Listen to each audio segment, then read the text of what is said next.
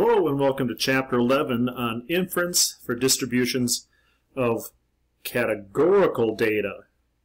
Section 11.1, it'll be on the chi-square tests for goodness of fit. And sometimes this goodness of fit is just abbreviated GOF.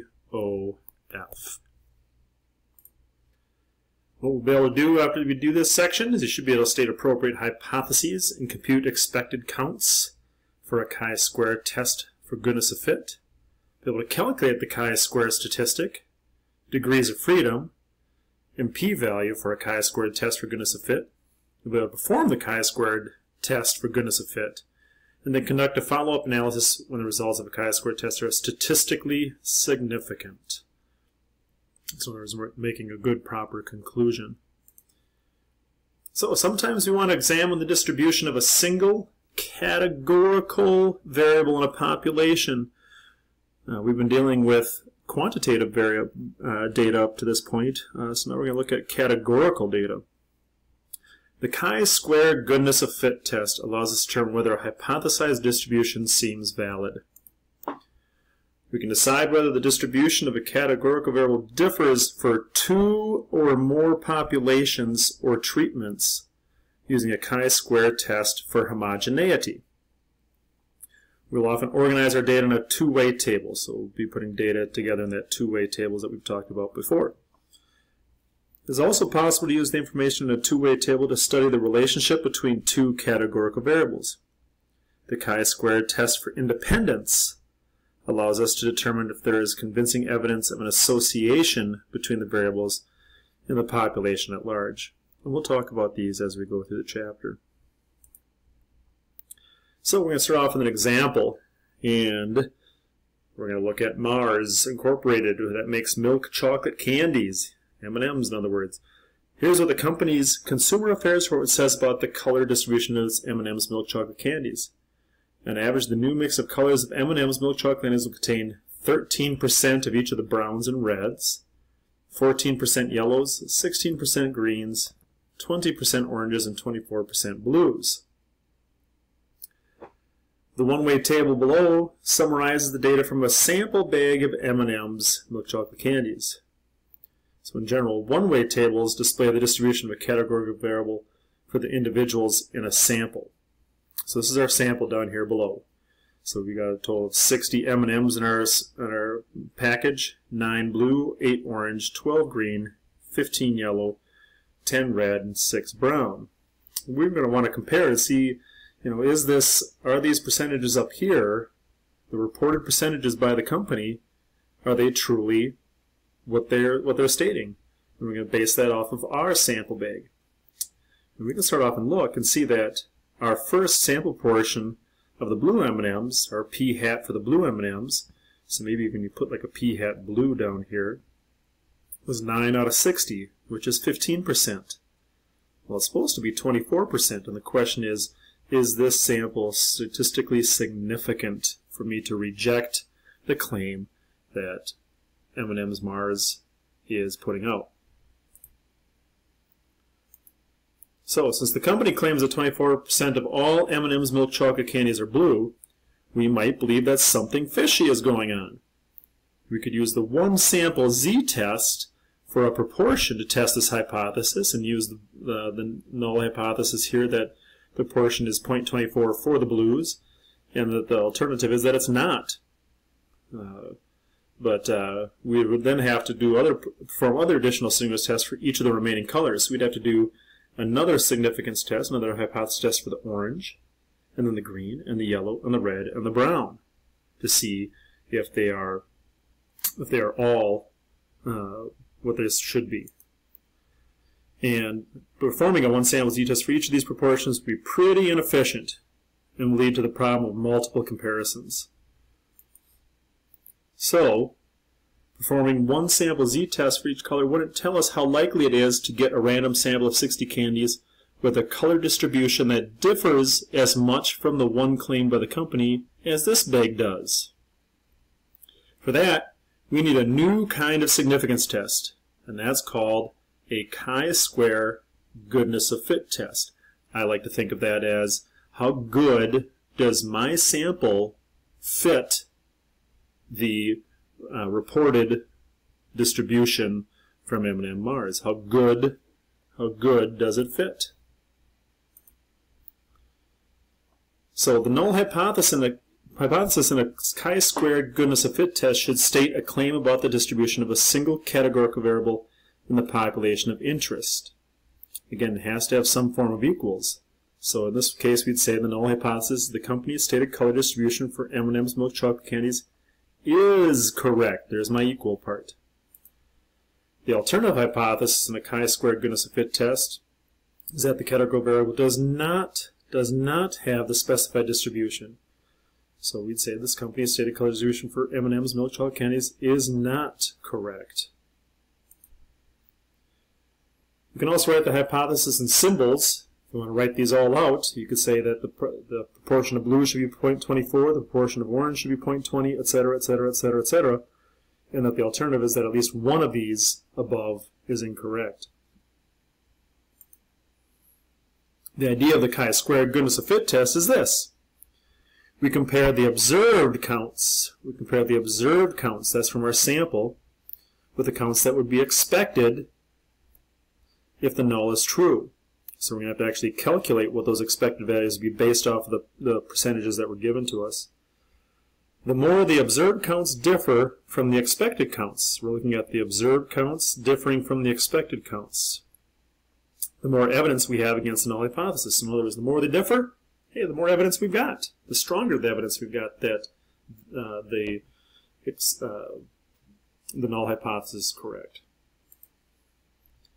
So, assuming that the color distribution stated by Mars Incorporated is true, that 24% of all M&M's milk chocolate candies produced are blue, for our random sample of 60 candies, the average number of blue M&Ms should be 24% of 60, or 1440. That's what we should have expected to get in our bag.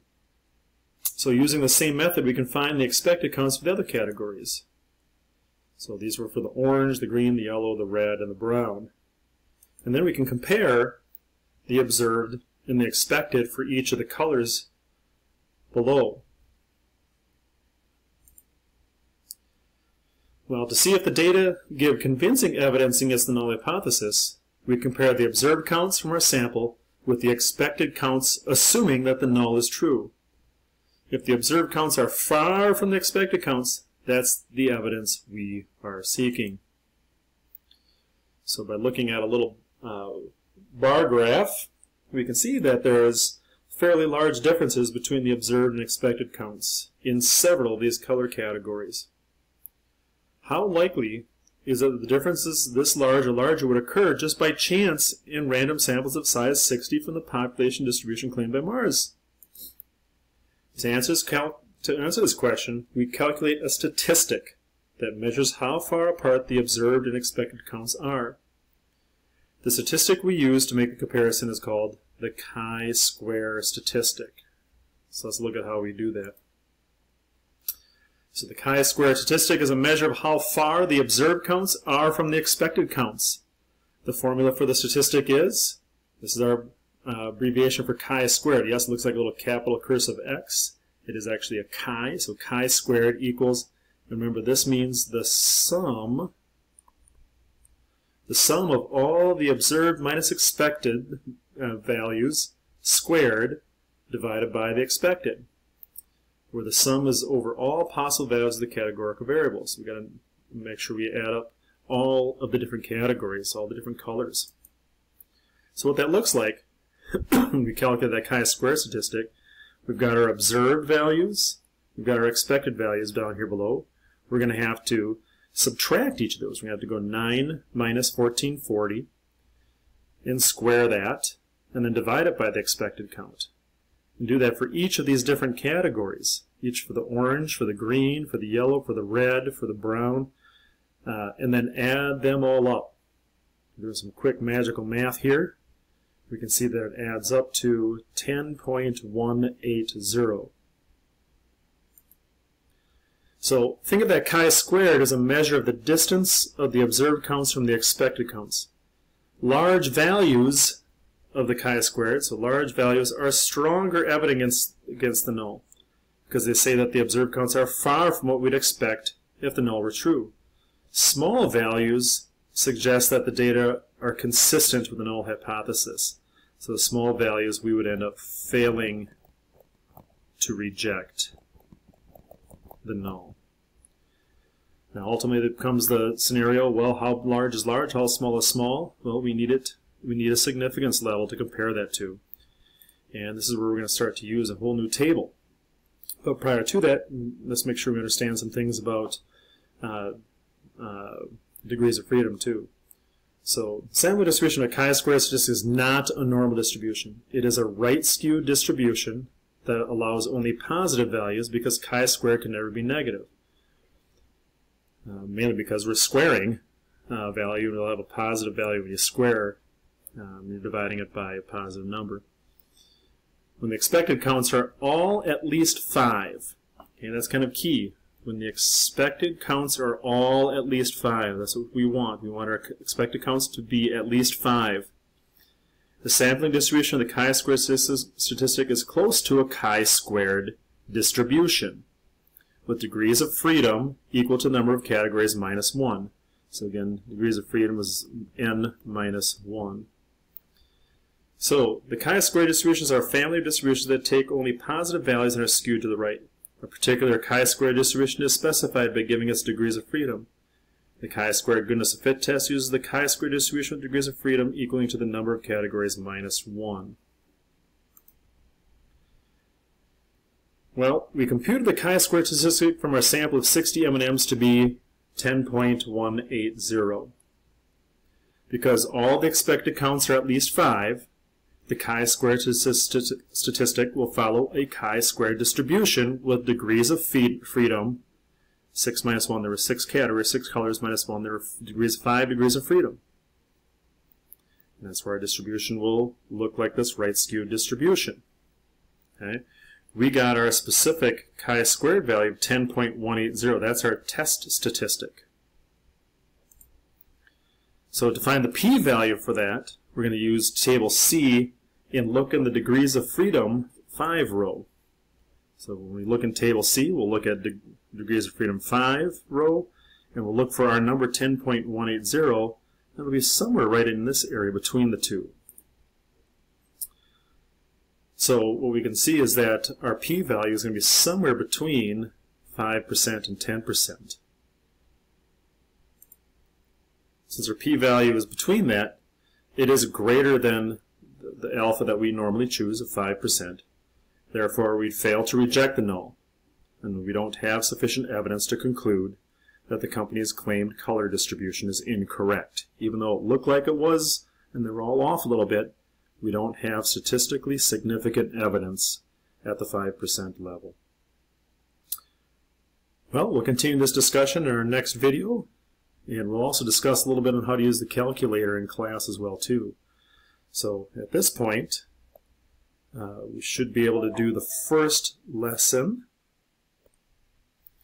and that is problems 1, 3, and 5 from chapter 11.